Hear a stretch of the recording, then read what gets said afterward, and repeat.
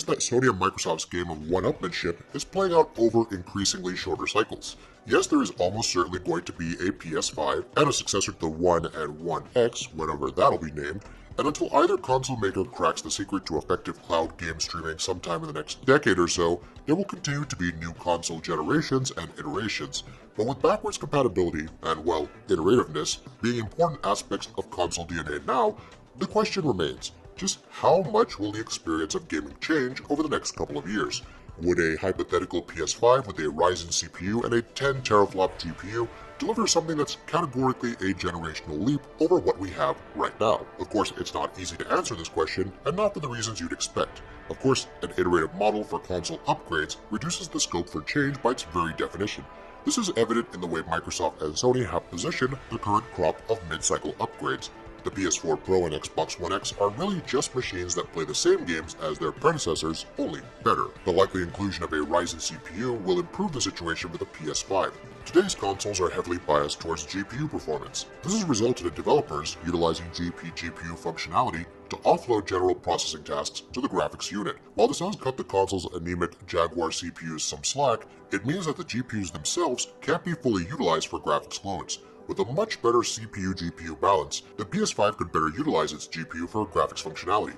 Apart from this, there's a good chance that aspects apart from graphics, like world simulation, physics, AI, the actual core gameplay part, might get a transformational leg up with the PS5. The 8th gen console's Jaguar processors have the same reason that games this generational are really just better looking versions of last gen titles. A significantly faster processor would enable developers to create deeper, richer worlds. Visuals aren't everything in a game, and richer gameplay possibilities can have a much greater impact than better-looking hair. Keeping in mind the timeframes a new console cycle demands, the hypothetical PS5 or Xbox One X successor is not likely to feature more than twice the GPU power of the One X. This is more or less in line with analyst Damien Thong's prediction that a PlayStation model with a 10 teraflop GPU will release in 2018. A 10 teraflop GPU would most certainly count as a generational leap over the original PS4 in terms of graphics horsepower, but at 1080p. And that truly is the problem. Because the PS4 Pro and Xbox One X are both positioned as 4K consoles, it simply wouldn't be viable from a marketing standpoint to let PS5 titles have a lower rendering target. At 1080p, a 10 teraflop PS5 offers 5 times the GPU power of a PS4, enough to allow for a generational leap in visuals.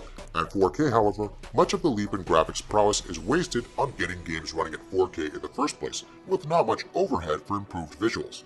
In the PC space, the 1080 Ti makes for a good comparison. It most certainly can run today's games in 4K at a fairly high frame rate, but what happens when you dial the quality of the visuals up a few notches? Now, even if the PS5 shipped with a significantly faster GPU than expected, and even if it was to target a lower rendering resolution, we still run into steep sides of the uncanny valley.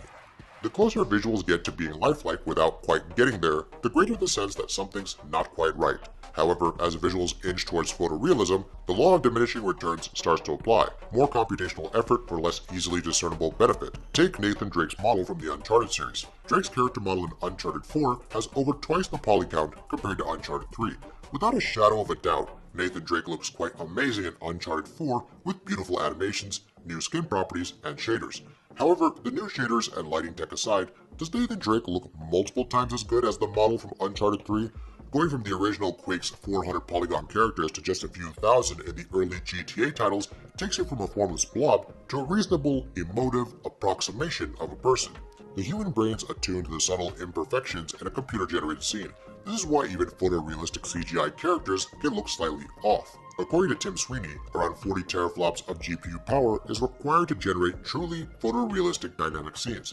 While visuals will get better and achieve huge bumps, the PS5 may still wind up on the uncanny side of the valley. And to top things off, the breakdown of Moore's Law means that we're not likely to reach the 40 teraflop console boxes as soon as we like to think. With longer hardware development cycles, it'll take hardware manufacturers a longer time to create hardware that's powerful, and even longer for it to trickle down to console-friendly price points. The PS5 as a console is definitely happening, and likely to happen sooner rather than later. It will surely deliver breathtaking visuals, implement high-end motion facial capture technologies, and middleware, and games will look better than we have on the PS4, especially during its twilight years. We take Thong's prediction of a 2018 release with a pinch of salt, but a time frame sometime before 2020 is very likely. However, we temper our expectations a little. We expect multiple fold improvements in visuals and richer gameplay options due to a better CPU-GPU combination. True photorealism, however, will most likely be a difficult aim to achieve. That'll be it for this video. If you like what we're doing, please go ahead and subscribe, and we'll see you next time.